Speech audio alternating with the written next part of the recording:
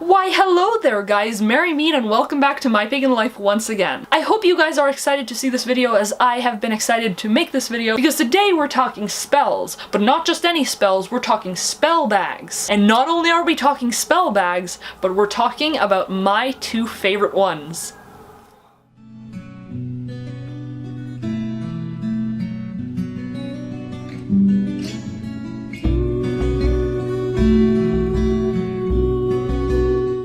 Okay guys, so the first magical pouch or spell bag that we're gonna start off with is the one for good luck. As you may have noticed, the content of this bag is really not all that elaborate. It's very simple, in fact. And that's the first thing I want to point out. The size of the spell bag doesn't matter. The most important thing is that it's a color that you like, that it's a kind of bag that you like, it's a size that you like. I must say though, pink isn't a good color really for like good luck in general. It's not a color that's traditionally associated with good luck. You know, for the most part, at least the way I'm used to practicing it. But I'll be honest, I don't have many spell bags and I'm just kind of trying to work with what I have. And for me, I feel like this is the spell bag that works the best. The most noticeable thing about this bag is this crystal. This crystal is known as an Aventurine. I'm sorry if I'm a tad bit off with the pronunciation there. It is the perfect crystal, in my opinion, for good luck specifically. The second thing is barely noticeable, but if you see it in my hand here,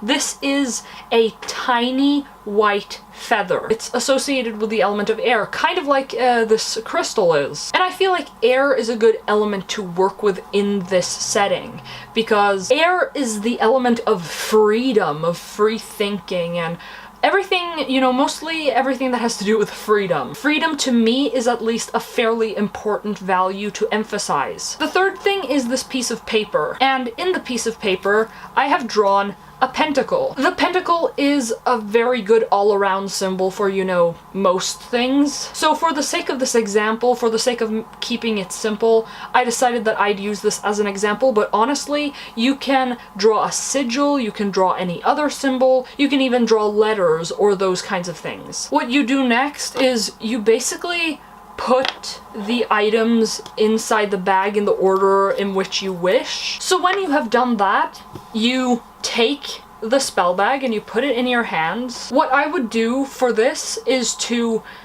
keep it in my hand, feel the positive energy of good luck flowing through my hands, and then I would keep chanting, "May good luck come to me.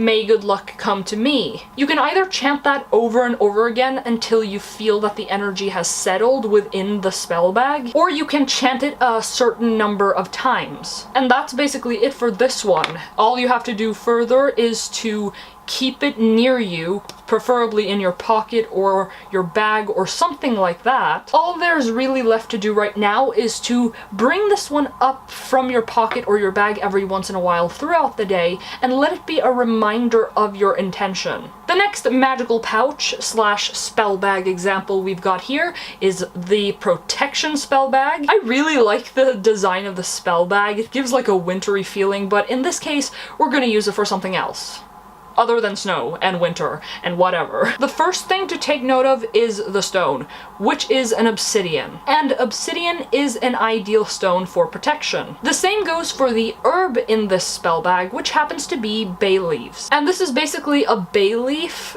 that is torn into 6 pieces, because I believe that 6 is a number that is associated with protection. Some of you may perceive it differently, some of you may be taught something else. What I'm taught, or what I know from my experience and from my researching, is that the number 6 is a good number for protection. This third piece here you would have recognized, or you will recognize if you have seen my video on my top 7 favorite pieces of jewelry for magic, or you know, something along the lines of that. Feel free to check that video out by going to the description and checking out the link below. But for now, all I need to say is that I've taken this piece from my necklace, and this is the Helm of Awe, which serves as a very good amulet or symbol for protection. What you do to start doing the spell is that you first add the crystal, you then add the symbol or the amulet or whatever it is you wish to add into it. And here comes the more elaborate part, because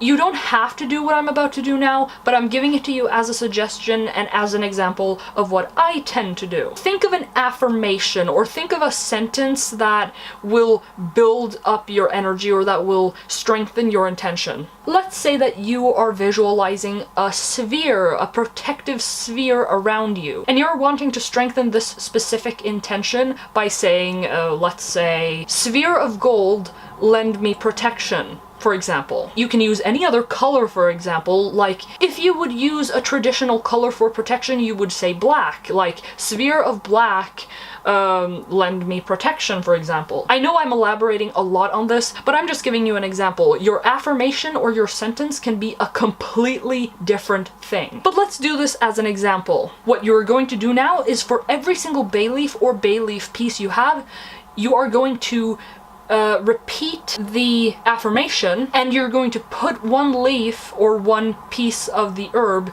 into the bag. Circle of gold, lend me protection. Circle of gold, lend me protection. Think of your intention and gradually seal the bag with the intention of sealing that spell in the bag. And so that's basically how you go about doing this. One last thing I also want to mention with the spell is that before you go on and put a crystal in the bag, feel free to cleanse it if you wish. I really feel like that deserves its own video, and it's such an important thing in preparation for a spell sometimes that it's really not something I can rush and just tell you about here on the spot. So if you want a video on how to cleanse a crystal, then please do leave a comment down below so that I know that you guys would actually be interested in such a video.